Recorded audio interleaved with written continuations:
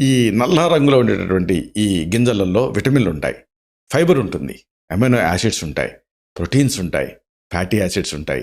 ఇవన్నీ చాలా పుష్కలంగా ఉంటాయి. ఈ తత్వాలు, ఈ పోషకాల అంశాలన్నీ కూడా మీ ఆరోగ్యానికి ఎంతో మేలు చేస్తాయి. కలోంజీని వాడుతూ ఉంటే చర్మ సమస్యలు తగ్గుతాయి. అంతేకాదు, థైరాయిడ్ తోటి ఒకవేళ మీరు పోరాడుతుంటే అలాంటి వాళ్ళకు కూడా ఇది ఉపయోగకరంగా ఉంటుంది.